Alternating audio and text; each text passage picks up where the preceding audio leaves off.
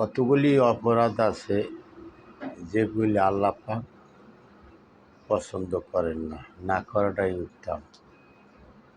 যেমন মাকে কষ্ট দেওয়া, যারা বাবা মাকে অবহেলা করেন এটা আল্লাহ পাক পছন্দ করেন না। আল্লাহ পাক চান না কোনো সন্তান তার মা বাবাকে কষ্ট দেক, দুঃখ দেক।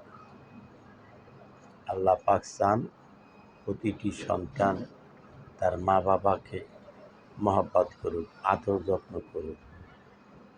কোনো সন্তানের কারণে মা বাবা যেন শব্দটা না করেন, তাইতে আল্লাহ পাক খুশি থাকেন, আল্লাহ রাসূল খুশি থাকেন। তা আমরা যারা মা বাবাকে অবহেলা করি, সাবধান, মা বাবাকে অবহেলা করবেন না। মা বাবা জান্নাতের চাবিকাঠি। মায়ের সেবা করে মায়ের দোয়া পাওয়ার যোগ্য সন্তান আল্লাহ পাকের দরবারে সর্বোচ্চ মাকামে থাকবে ইনশাআল্লাহ। তাই মা বাবাকে ভক্তি শ্রদ্ধা করি, মায়ের সাথে ভালো ব্যবহার করি, মা বাবার সাথে দুর্ব্যবহার না করি। যারা মা বাবার সাথে খারাপ আচরণ করে আল্লাহ পাক তাদেরকে লানত দেন, আল্লাহ পাক তাদেরকে পছন্দ করেন না।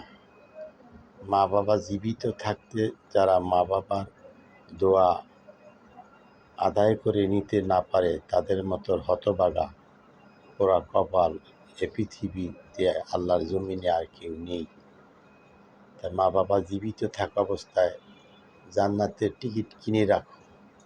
যারাই মা বাবার সাথে দুর্ব্যবহার করো শুধরিয়ে যাও, তওবা করো। মা বাবা জীবিত থাকা অবস্থায় মা বাবার কাছে ক্ষমা চেয়ে ভালো হয়ে যাও।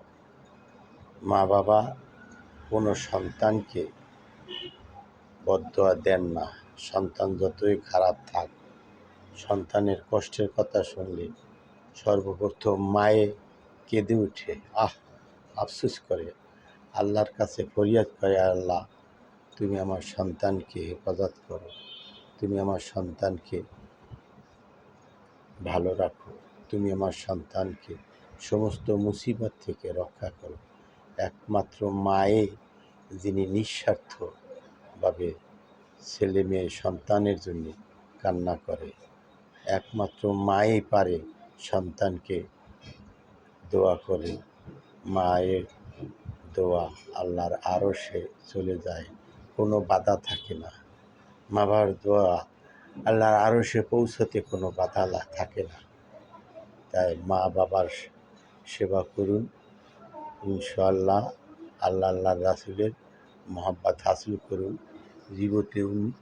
জীবনে উন্নতি করতে চাইলে মায়ের সেবা অবধারিত বাধ্যতামূলক করতেই হবে। ইনশাআল্লাহ আমরা মা বাবার সেবা করি, আল্লাহ পাকের মহব্বত হাসিল করি। আমিন।